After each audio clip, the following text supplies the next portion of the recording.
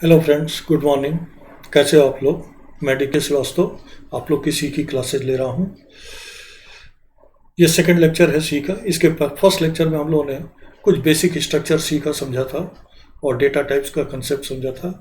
आज हम लोग कुछ प्रोग्राम डिस्कस करेंगे और कुछ बेसिक प्रोग्राम ही डिस्कस करेंगे जिसमें जो कॉमन एरर्स आते हैं प्रोग्राम लिखते समय, लॉजिकल एरर्स आते हैं, उनको हम लोग डिस्कस करेंगे कि कैसे उसको हमें रेक्टिफाई करना है और फ्यूचर में प्रोग्राम लिखते समय किस तरह की चीज़ें ध्यान में रखनी है।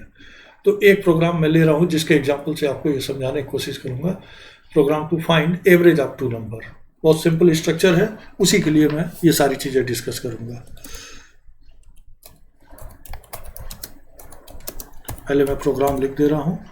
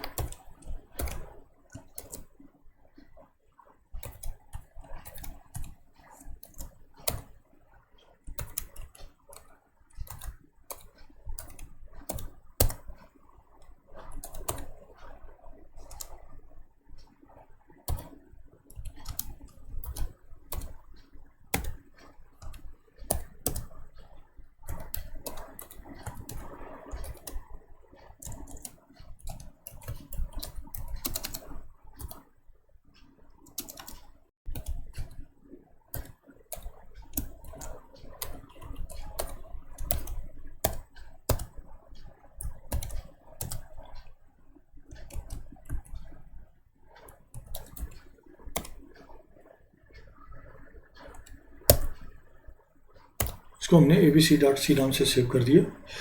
इसमें कई गलतियां भी हैं जिसको हम लोग डिस्कस करेंगे। जानबूझ के हमने वो गलतियां लिखी हुई हैं। अब देखिए, फर्स्ट लाइन जो लिखा हुआ है एवरेज ऑफ टू नंबर, ये कमेंट है। ये प्रोग्राम के एग्जीक्यूशन में पार्टिसिपेट नहीं करता। इसमें कुछ भी लिखे होंगे, इसका सिंटैक्स से कोई मतलब नहीं होता है। इसके बाद इस लाइन को हम लोग क्या कहते हैं? ये प्री प्रोसेसर है। ये हेडर फाइल इंक्लूड करने के लिए होता है। लास्ट टाइम पे हम लोग डिस्कस भी किया था कि जो लाइब्रेरी फंक्शन हम लोग यूज करेंगे उसके रिगार्डिंग जो हेडर फाइल रिक्वायर्ड होगा उसको इंक्लूड करेंगे। अब यहाँ पे आपने वेरिएबल डिक्लेयर किया है ए, बी और एवीजी। तीन वेरिएबल है। फर्स्ट टू वेरिएबल ए और बी है टू स्टोर टू नंबर्स और AVG will be use to store average of these two numbers. अब इनका डेटा टाइप, पहली चीज यही आ जाती है कि what will be the data type of these variables. तो कुछ प्रोग्राम्स आपके सामने ऐसे आएंगे जहाँ पे डेटा टाइप का कोई रिस्ट्रिक्शन नहीं होगा। आप जो डेटा टाइप चाहो वो यूज कर लो। जैसे सम ऑफ टू नंबर का प्रोग्राम था, उसमें डेटा टाइप का कोई रिस्ट्रिक्शन नहीं था। कोई भी मैथमेटिकल नंबर वाले डेटा टाइप आप ले सकते थे, फ्लोट, डबल, इंटीजर। यहाँ पे ए और बी की वैल्यू आप इंटीजर भी ले सकते हो, फ्लोट भी ले सकते हो, डबल भी ले सकते हो। इस पर कोई रिस्ट्रिक्शन इम्पोज नहीं हो रहा है। लेकिन अभी आप देखोगे एवीजी वेरिएबल जो है, इसका डेटा टाइप आप नहीं डिसाइड करोगे, प्रोग्राम डिसाइड करेगा कि क्या डेटा टाइप होना चाहिए। फिलहाल अभी मैं इसको छोड़ रहा हूँ, आगे अभी डिस्कस करूंगा। फिर ये अगला लाइन जो लिखा हुआ है प्रिंटफ, इसके अंदर एक मैसेज हमने दिया enter two number. Enter two number ये डबल कोट्स के अंदर, और ये स्लैश एन को क्या कहते हैं? न्यू लाइन कैरेक्टर कहते हैं। न्यू लाइन कैरेक्टर का मतलब होता है जहां पे भी ये न्यू लाइन कैरेक्टर लगा होगा, प्रिंटिंग के बाद कर्सर अपने आप नेक्स्ट लाइन पे आ जाएगा। अभी आप रन करोगे तो देखोगे ये सब चीजें रन करके देखने में ही ज्यादा आसानी समझ में आता है। फिलहाल अभी मैं इसको ही पूरा कमेंट कर दे रहा हूं। हम मानते हैं कि इसकी जरूरत नहीं, इसके बिना भी हमारा प्रोग्राम रन करेगा, कहीं कोई प्रॉब्लम नहीं होगी। अब स्कैनफ फंक्शन है, दो वेरिएबल आपको रीड करना था ए और बी। ये सिंटैक्स होता है। सबसे पहले डबल कोट्स के अंदर हम लिखते हैं इसको फॉर्मेटिंग स्ट्रिंग या फॉर्मेटिंग कंट्रोल कहते हैं या कंट्रोल स्ट्रिंग भी कहते हैं। और इसके अंदर कन्वर्जन कैरेक्टर्स लिखे जाते हैं। और कन्वर्जन कैरेक्टर का क्या मतलब होता है? जितने भी डेटा टाइप्स अवेलेबल हैं, हर डेटा टाइप के करस्पॉन्डिंग कन्वर्जन कैरेक्टर होता है। इंट का कन्वर्जन कैरेक्टर %d होता है, कैर का %c होता है, फ्लोट का %f होता है, डबल का %lf होता है, स्ट्रिंग का %s होता है। इस तरह से हर स्ट्रिंग कोई डेटा टाइप वैसे नहीं होता है, हम पॉइंटर के हेल्प से इंप्लीमेंट करते हैं, लेकिन जब प्रिंट करते हैं तो स्ट्रिंग के फॉर्म में प्रिंट करने के लिए हम %s का यूज करते हैं। तो जितने भी डेटा टाइप हम लोग यूज करेंगे सबका एक कन्वर्जन कैरेक्टर होता है। तो जितने भी वेरिएबल आपने 2 वेरिएबल यूज करने हैं, इसलिए 2 बार कन्वर्जन कैरेक्टर ये डबल कोट्स में विदाउट एनी स्पेस लिखना होगा। और उसके बाद आपने दोनों वेरिएबल लिखा हुआ और दोनों variable must be preceded by ampersand sign. Ampersand का यूज आप पॉइंटर पढ़ोगे तो क्लियर होगा, ये एड्रेस के लिए यूज किया जाता है। अभी आप केवल ये जान लो कि ये सिंटैक्स है। जो वेरिएबल पहले आपने लिखा है, फर्स्ट वैल्यू जो प्रोवाइड करोगे वो ए में जाएगा और सेकंड वैल्यू जो प्रोवाइड करोगे वो बी में जाएगा। फिर हमने लिखा हुआ है average equal to a plus B by 2। a plus B by 2 जो लिखा हुआ है ये लगभग गलत हमने लिखा हुआ है, तो अभी आपको दिखाई भी देगा। और फिर ये प्रिंट किया हुआ है, प्रिंट में average equal to %d slash n, फिर से ये कन्वर्जन कैरेक्टर है, सॉरी न्यू लाइन कैरेक्टर है, डबल कोट्स में लिखा कॉमा avg। तो डबल कोट्स के अंदर जो मैसेज आप लिखते हुए एज इट इज स्क्रीन पे फ्लैश होगा, केवल फर्क क्या आएगा कि इसके अंदर %d लिखे हुए तो %d will be replace by avg। इतने कोई हम लोग रन कराओ पहले।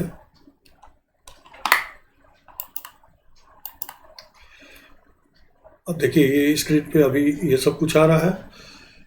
उसके लिए हमें क्या करना होगा, पहले एक लाइब्रेरी फंक्शन हम लोग यूज किए थे, क्या होगा CLRSCR, ये स्क्रीन को क्लियर कर देगा। इसके लिए हेडर फाइल होता है conio.h, आप ना भी यूज करो तो भी चलेगा क्योंकि C एक्सटेंशन लिए हो तो हेडर फाइल रिक्वायर्ड नहीं होता। अब ये स्क्रीन क्लियर हो गया, लेकिन यहाँ पे आपको पता नहीं चल रहा है कि आपको क्या करना है। आपने खुद प्रोग्राम लिखा है तो आपको मालूम है कि 2 नंबर इनपुट करना है, आपने दे दिया 4 और 4, आउटपुट आ गया। Alt F5 से देखोगे आउटपुट गलत आ रहा है, 4 4 का आउटपुट 6 नहीं आता है। क्यों गलत आ रहा है अभी मैं बताऊंगा, लेकिन एवरेज इक्वल टू प्रिंट हुआ, उसके बाद 6 प्रिंट हुआ, ये सब सही जा रहा है। ठीक है, अब इस कमेंट को हम हटा देते हैं।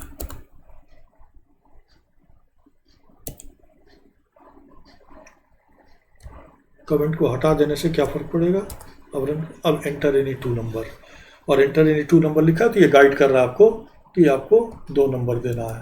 4 और 5 दिया, जो भी आउटपुट आना आया होगा आएगा। ठीक है, अब /n का क्या पर्पज था, आप फिर से रन करो, देखो एंटर इन 2 नंबर लिखने के बाद कर्सर कहाँ गया है, नीचे आ गया है। अगर हम लोग ये /n हटा दें, न्यू लाइन कैरेक्टर, तो अब क्या होगा, कर्सर अब उसके आगे है। तो ये न्यू लाइन का मतलब है कि जहां भी प्रिंट करेगा उसके बाद कर्सर को वो भेज देगा नेक्स्ट लाइन पे। ठीक है, इसको और अच्छी तरह से करना चाहते हो तो आप ऐसे भी कर सकते हो। मतलब ये मैसेज जो है जितना आप चाहो उतना टाइम लगेगा प्रोग्राम लिखने में, लेकिन आपका प्रोग्राम और ज़्यादा अच्छा होगा। इंटर फर्स्ट नंबर दिए, 1 नंबर इनपुट करो, फिर दोबारा लिखो। आधा आप देख ही चुके हो, मैं इसको हटा दे रहा हूँ। अभी इस तरह से लिखने की कोशिश करो, ये हो गया और यहाँ से ये हट जाएगा।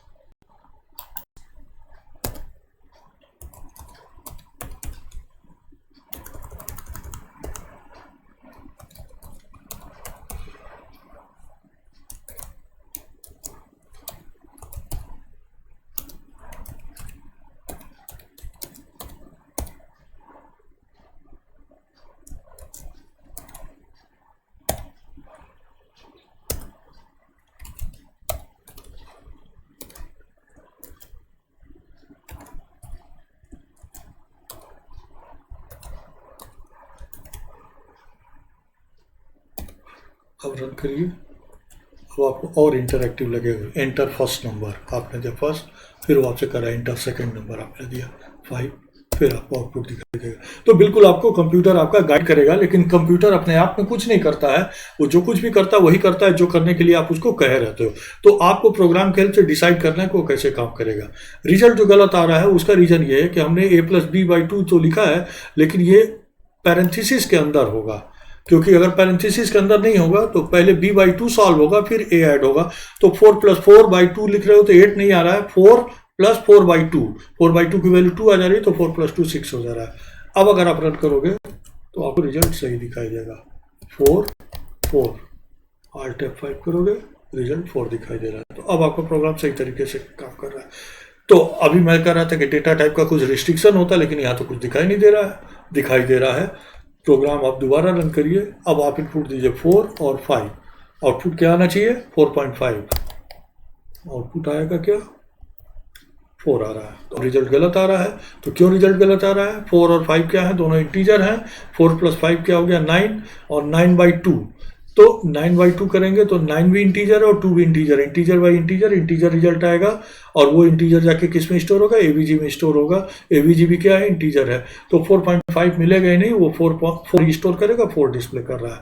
तो इसका मतलब एवीजी क्या होना चाहिए। अब यहाँ पे आपको ये पता चल गया कि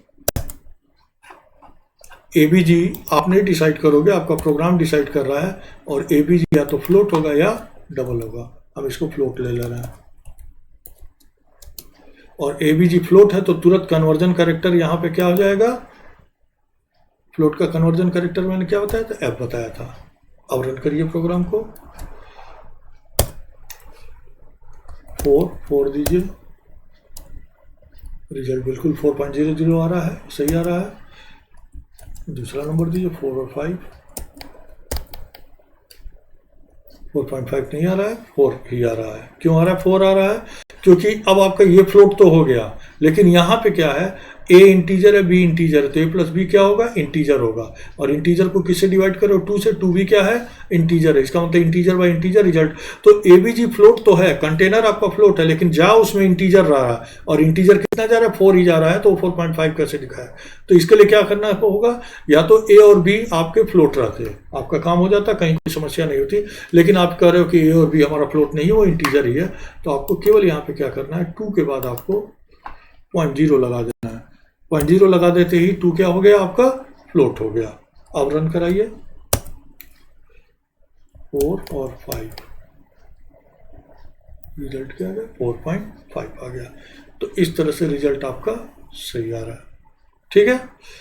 अब कन्वर्जन कैरेक्टर का और क्या यूज होता है, इसको हम लोग आउटपुट को और फॉर्मेटेड वे में करें, तो यहीं पे आप मैसेज और लिखिए, average of %d and %d is equal to %f, ठीक है। और यहाँ पे फिर आप कर देंगे a, b, एवरेज। तो अब इसमें डबल कोट्स के अंदर कितने कन्वर्जन कैरेक्टर हैं, 1, 2, 3। First conversion character will be replaced by first variable value, second conversion will be replaced by second variable's value, and third conversion will be replaced by third variable's value। तो इसका effect क्या आएगा, आप देखिए, 4 और 5 दीजिए, average of 4 and 5 is 4.5। First conversion character किससे replace हुआ, फर्स्ट वैल्यू से, सेकंड कन्वर्जन किससे रिप्लेस हुआ, सेकंड वैल्यू से, और third will be replace by value of average. तो इस तरह से आप देखें कि एक ही प्रोग्राम में हमने कितने मॉडिफिकेशन किए और कितना स्कोप है इसमें। अब जाके ये प्रोग्राम आपका बिल्कुल एक आइडियल प्रोग्राम की तरह बन रहा है, जो बिल्कुल लग रहा है कि आपको हेल्प कर रहा है, ठीक है। तो ये एक प्रोग्राम था जिसमें काफ़ी चीज़ें हम लोगों ने डिस्कस किया। अब एक और एग्जाम्पल हम लेके चल रहे हैं, उसमें हम लोग डिस्कस करेंगे। तो जैसे यूनरी ऑपरेटर हम लोगों ने डिस्कस किया था, क्या होता है। तो बाइनरी ऑपरेटर और बाइनरी ऑपरेटर, जैसे a प्लस बी हम लोग लिखते हैं, तो a और b ऑपरेंड है और प्लस क्या है, ऑपरेटर है, तो 2 ऑपरेंड उसको चाहिए, तो बाइनरी ऑपरेटर हो गया। ठीक इसी तरह से यूनरी ऑपरेटर होता है जिसमें सिंगल ऑपरेंड की ज़रूरत होती है, और इसमें जो सबसे इंपॉर्टेंट ऑपरेटर होते हैं वो 2 हैं, एक प्लस प्लस है और माइनस माइनस। ये 2 यूनरी प्लस प्लस क्या करते हैं, इसको इंक्रीमेंट ऑपरेटर करते हैं, जिस वेरिएबल के साथ, जैसे अगर आपने लिखा प्लस प्लस ए और ए की वैल्यू अगर 5 है, तो after execution of this instructor A will be 6, ए की वैल्यू 1 इंक्रीज कर जाएगी। या ए प्लस प्लस लिखा तो भी इंक्रीज कर जाएगी, माइनस रहेगा तो डिक्रीज कर जाएगी। तो यहाँ तक तो कोई प्रॉब्लम नहीं है। प्रॉब्लम यहाँ तब होती है कि जब हम प्लस प्लस ए लिखते हैं, इस तरह से लिखते हैं, और जब हम ए प्लस प्लस लिखते हैं, तो कुछ जगहों पे दोनों का मतलब अलग हो जाता है। इसको हम लोग प्रीफिक्स कहते हैं और इसको पोस्टफिक्स कहते हैं। प्रीफिक्स और पोस्टफिक्स में क्या डिफरेंस होता है, ये समझने की चीज़ है। प्रीफिक्स का मतलब होता है कि जब हम प्रीफिक्स ऑपरेटर यूज कर रहे हैं, किसी वेरिएबल के साथ। तो प्रीफिक्स के केस में क्या होता है कि वेरिएबल की वैल्यू पहले चेंज हो जाती है, फिर उसके बाद वो यूटिलाइज होता है। और पोस्ट फिक्स में क्या होता है कि पहले ये यूटिलाइज हो जाता है, आफ्टर दैट इस वैल्यू विल बी चेंज। अब ये समझ में हो सकता है आपको आ गया, हो सकता है ना आ रहा हो, तो इसको हम लोग एग्जाम्पल से समझेंगे तब जाके अच्छी तरह से समझ में आएगा। तो देखिए,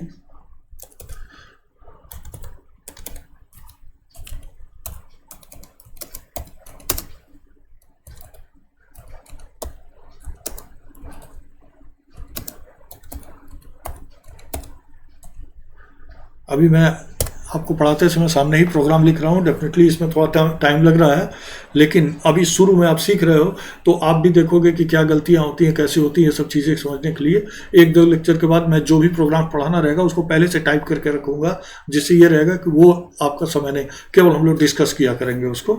ठीक है,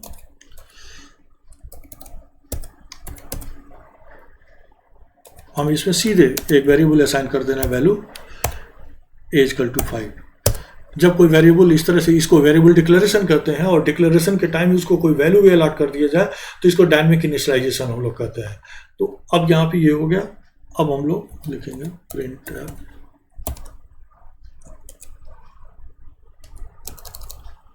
as equal to %d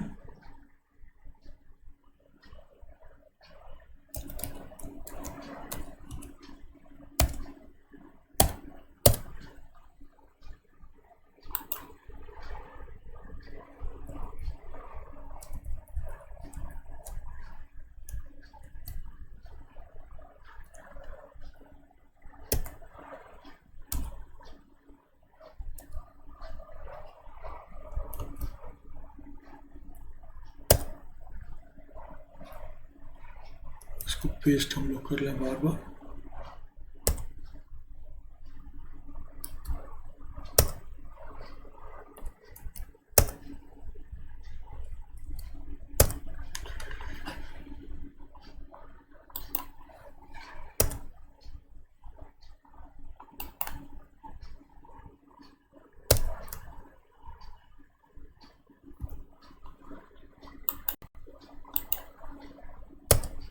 insert की प्रेस हो गया था, इसलिए वो एंटर पे नीचे नहीं जा रहा था।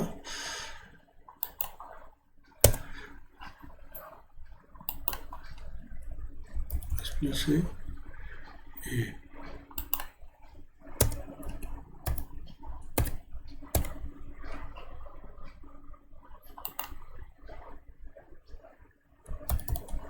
अब देखिए एज इक्वल टू 5 है, फिर हम यहाँ पे ए की वैल्यू डिस्प्ले कर रहे हैं, as equal to %d comma A, तो %d की से रिप्लेस हो जाएगा ए की वैल्यू से।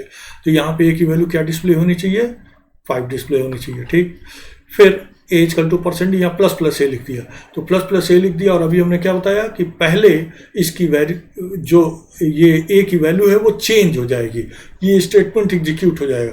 तो ए की वैल्यू पहले चेंज हो जाएगी, इट मीन्स ए की वैल्यू क्या हो जाएगी 6। ठीक है, उसके बाद प्रिंट होगा, तो यहाँ पे क्या प्रिंट होगा, 6 प्रिंट होगा। फिर ए की वैल्यू दोबारा प्रिंट करोगे, नेचुरली वो 6 प्रिंट होगा। तो यहाँ पे आउटपुट क्या आएगा, 5 6 6। फिर एज इक्वल टू 5 हमने कर दिया, इनिशियल स्टेट पे ला दिया, ए प्रिंट किया, 5 प्रिंट करेगा। ए प्लस प्लस, यहाँ पे क्या कहा गया कि पहले ये यूज हो जाएगा, उसके बाद इसकी वैल्यू चेंज हो जाएगी। इसका मतलब पहले ए की वैल्यू प्रिंट हो जाएगी, उसके बाद अल्टर होगी। तो ए की वैल्यू यहाँ 5 है, तो यहाँ पे भी क्या होगा, 5 होगा, और उसके बाद चेंज होकर क्या हो जाएगा 6। तो नेक्स्ट टाइम क्या प्रिंट करेगा 6। तो यहाँ पे आउटपुट आना चाहिए 5 6 6, और यहाँ पे आना चाहिए 5 5 6। देखिए आता है कि नहीं। रन कराया हम लोग, इसको सेव कर लीजिए पहले।